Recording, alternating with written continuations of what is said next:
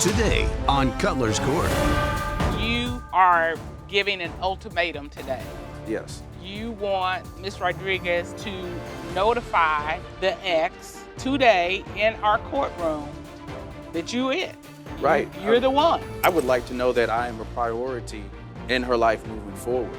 And not the ex. Right, and not the ex. I want to make sure that everybody knows that we are prioritizing each other before anybody else. Ms. Rodriguez, are you willing to make that call today from our courtroom? We'll find out today. Will he stay or will he go? This is Cutler's Court. Davion Hicks is bringing his girlfriend to court with an ultimatum. Leave her ex in the past so they can move forward in their relationship, or he will walk away for good. Yasmilyn Rodriguez is frustrated with her boyfriend's baseless suspicions. She has 2 children with her ex, and her boyfriend needs to be more understanding of their co-parenting situation. Your Honor, this is case 1079, Hicks versus Rodriguez. Thank you, sir. Good day, everyone. Good morning. How you doing? We're good. Mr. Hicks, you have brought your girlfriend because you want the ex to disappear from your relationship. Is that correct?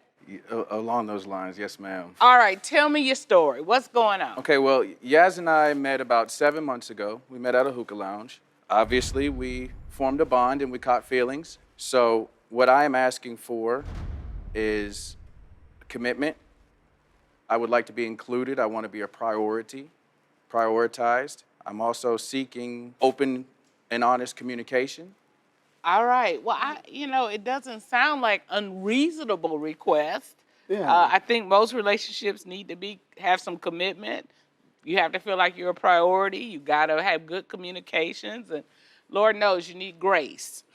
So I don't find these requests outrageous. Ms. Rodriguez, what's going on from your side of this table? So I'm gonna start from the beginning. I'm from Dominican Republic, so I came here when I was 3, and then moving on forward, I met my biological mother at 15. I was in foster care throughout my teenage years.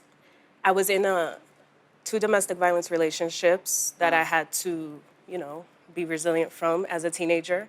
I went into school for social work, and I just recently obtained my master's as a clinical social worker. Congratulations. And thank you. I have 2 boys, so I am 25, and I managed to be a mother of 2 boys while obtaining my degree, while also trying to become and grow as a character. But within time, I became very self-reflective of my character and how I speak to people. And so I'm a very open book. I keep it black or white. I keep it straightforward. I don't hide nothing. So you are transparent. I'm very transparent. So I really try to practice, yes, I'm blunt, but how am I going to say this to this person? Because of my field of work, I have to practice those things. Okay, so let me stop you there. What I'm hearing is that you are transparent. You don't try to play games. When you say blue, it's blue. 100%. But you try not to be rude about it, but Right. it's like matter of fact. Right. So, Mr. Hicks, do you find that to be true about her? She's Very very true. direct, very blunt. Yes, sir. How do you like that? Sometimes her bluntness comes randomly, and I'm not ready for it. So when I receive it, I'm just like, oh, wow. It's not what you were used to in terms of communication with a significant other. It was different. Is that safe to say? That is safe to say, yes, ma'am. Blunt can be like, that's ugly. I mean, that's blunt. Right. But is it more the fact that she is very direct with you about what's happening? It's not about the bluntness. I actually love the bluntness. It's more about the miscommunication.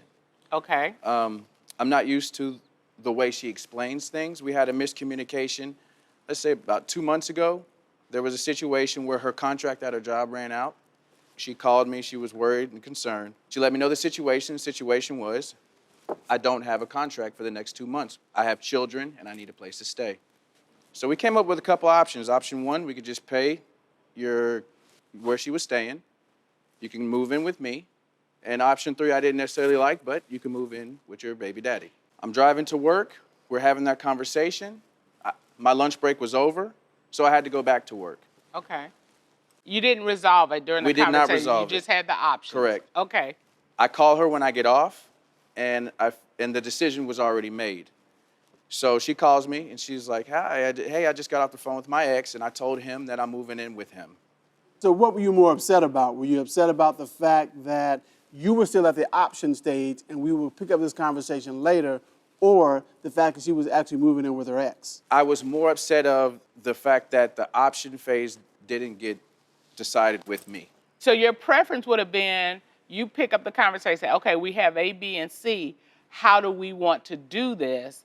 And if the decision had been, yeah, the best move is to move in with your ex, you all made that decision together. Correct. I'm thinking in her mind, she's like, well, we did talk about it, and we came with the options, and so it's decision-making time. She's had to make decisions all her life for her. And it's like, okay, we did discuss it. So I guess that was kind of a miscommunication because you thought, okay, we'll pick it up later, and you're thinking, okay, we talked about it, and you laid out the options, and so this is the option I'm choosing. Right. Okay, so did y'all end up moving in together ultimately? We went with the option of allowing her to have space and her staying where she's at. So we just came up with the money, paid her rent, so she could stay where she's at. All right. So, Ms. Rodriguez, do you believe that your ex is more in your life than he should be? No, I feel like we're very great friends. We were together for 7 years. Do you understand why Mr. Hicks thinks your ex is too involved in your life? Yeah, I feel like he has explained to me you feel more comfortable with telling him stuff versus me. And I'm like, well, when I come to you and I tell you about my feelings and I tell you about these things, you get defense mode instead of reflecting to my feelings. You make it about you. Give me an example of that, what you're talking about, where you go to him, you have a conversation, and you're like, dude, that's not where this was headed. When me and him first started back in January, I messaged him a day after Valentine's Day. We had a great day on Valentine's Day, and I messaged him. I was like, hey, I just want to say I love what we're doing. I just want to make sure we don't lose ourselves in this relationship because I've lost myself once before, and I want to make sure I go back to being who I am, working out, and not stopping those things because I'm so invested in you. Yes. And I don't want you so invested in me either. We need to make sure we also have our friends and make sure we do our thing and be together. He took it as like, oh, you just don't want nothing to do with me. Up next, If you get in my face and you give me an attitude, I'm going to leave. Because I told him I'm not ready for a relationship. I feel like it would not be fair for me to get into a relationship because of my past, and I never want to compare my past to my present. So he knew what I needed. And do you think he is that person?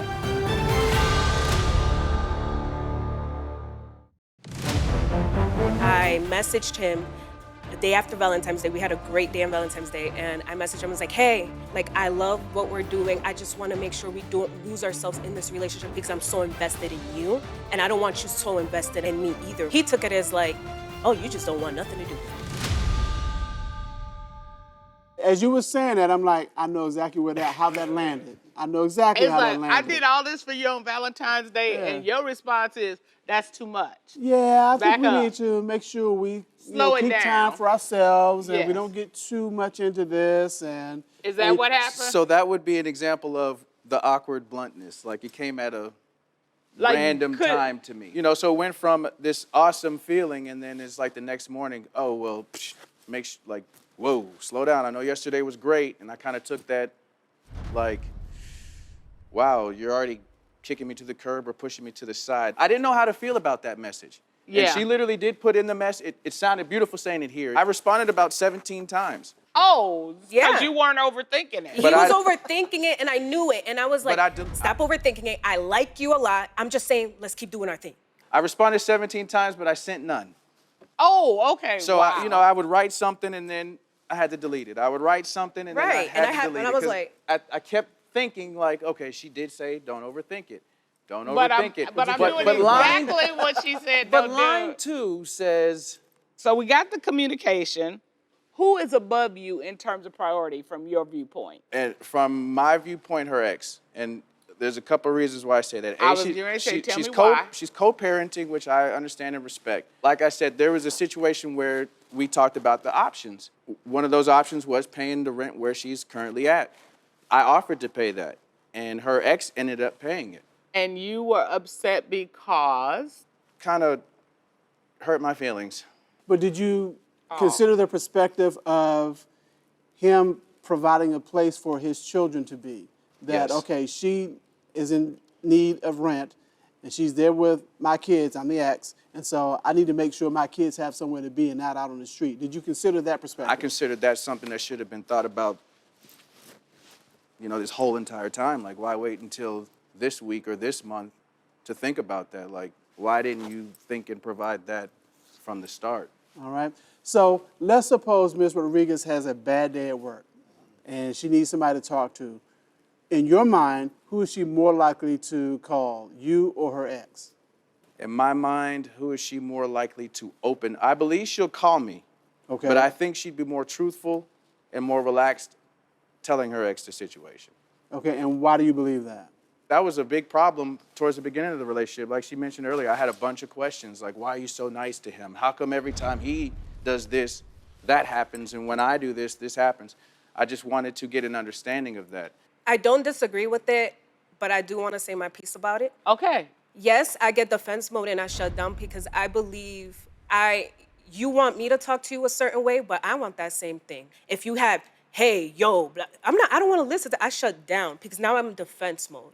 And you also shut down. He will also shut down. But you know what I do? I take one for the team and I eat that up and I'm like, hey, what's wrong? And I see myself doing that more often. Because I've been through domestic, if you get in my face and you give me an attitude, I'm going to leave. Because when we first met, I told him, I feel like it would not be fair for me to get into a relationship because of my past, and I never want to compare my past to my present. And me and him are just friends as I'm saying this. And he asked me a question. Well, do you think you can heal with somebody? I'm like, if it's the right person, if they're willing to give me grace, if they're patient with me because of my past traumas, if they are patient, I believe that can happen. So he knew what I needed. I told him exactly what I wanted in a man. I need somebody patient, somebody that gives me grace, somebody who understands. And do you think he is that person?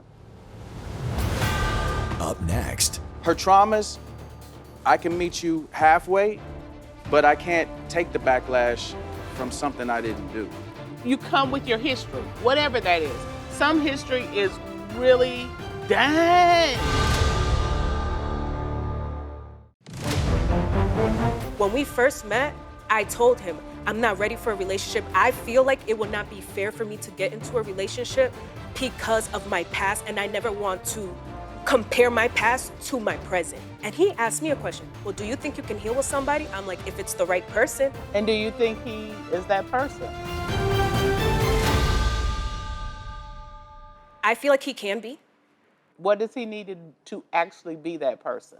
I want him to be more self-reflective. I want him to not feel like, some men have a stigma, I gotta be a man. If you give a woman what she wants, she'll be so submissive to you. And I give him the world, and he knows that. But he got to meet me halfway. He gotta give me. I can't just fill his cup. I need my cup filled too. Well, did you hear what she said? Yes, ma'am. Yes, Okay, ma'am. and what do you think about that? I agree. Look, our work is done. Come on, let's go. All right. We through. We through. I agree, but at the same time, like, her traumas, I can meet you halfway, but I can't take the backlash from something I didn't do. My past experience, we grew up in two totally separate households. I grew up with my grandparents. My grandmother died when I was 11. So I only have a male perspective on how to love a woman. I don't Okay. have a mother's perspective on how to love a woman and how to give her grace. You come with your history, whatever that is. Some history is really like, dang. Nobody comes to the table unscathed. So that is the challenge of a relationship. The challenge is, do I accept you and love you as you are today? And more importantly, can I accept and love the person you're going to become? It sounds like you all are at the beginning stages of a relationship. You've been together about 7 months, right? Okay, and you're kind of learning about each other, learning about the way you do things, and there is some adaptation that needs to take place. The question is, at this point, and I'll start with Ms. Rodriguez, do you believe that there is any major impediment to your relationship that's going to keep this from going forward? Yeah, I just want to feel like he got me no matter what, because I got him no matter what. I need him to see me as his woman, as his girlfriend, not as an enemy. So, Mr. Hicks, in order for this relationship to move forward, is there some big problem that you just got to get over, and you all have to get over before this relationship can really blossom? I would like to know that I am a priority, like, in her life moving forward. And not the ex. Right, and not the ex. I want to make sure that everybody knows that we are prioritizing each other before anybody else. So in your court papers, it says that you are giving an ultimatum today. Yes. And that it is that you want Ms. Rodriguez to notify the ex today in our courtroom that you it. Right. You're the one. We can't keep going back and forth. I just don't want any interruptions. You know, I don't want interruptions 6 days from now, 6 months from now. Like what we are working on, I see a future with. And you understand that she still has to co-parent with this person, but Yes. he needs to understand you are the man, he's the co-parent. Is that Correct. fair? Yes, ma'am. All right. Ms. Rodriguez, are you willing to make that call today from our courtroom?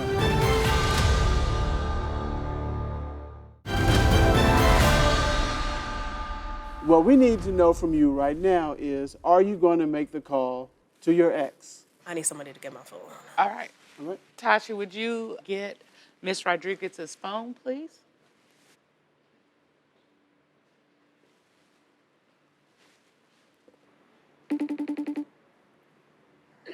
Yes, sir. I'm just calling you just to talk about, me and Davon had a conversation, and I just want to make sure like, he's my man, I'm with him, and we're just co-parenting. And he's the one that I'm going to be with. Yeah, I know. I just wanted to make things clear. That's all. Yeah, you're good. All right, well, thank you. Mm-hmm.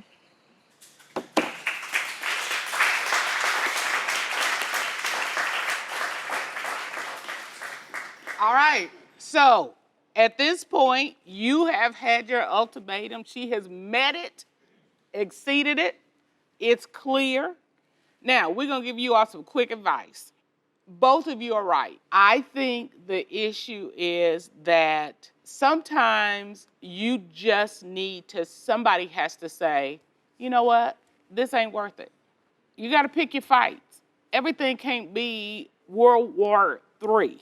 And in your case, Mr. Hicks, I think that sometimes you come off as rigid, like this is the way it needs to be, and if she is blunt in her approach to it and it doesn't comport with what you know, it's almost like you shut down, or it's like, and you're gonna have to be more forgiving, more accommodating, because it's, again, in this stage of the relationship, you're gonna run into all kinds of issues like that.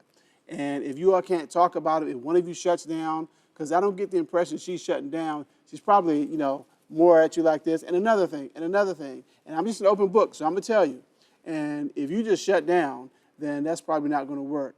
You only have to learn how to communicate effectively. And that's gonna be your biggest challenge that I see. Right. Right. So, we wish you all the best of luck. Cute as a button. Y'all are cute couples, so, I'm here for it. So that is the determination of the court, and court is adjourned.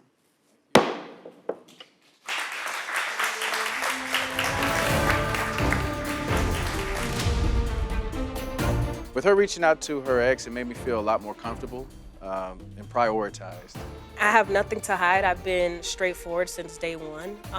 A call is easy because I've been clear, very clear to my children's father, and very clear to him that he is my man and my child's father isn't.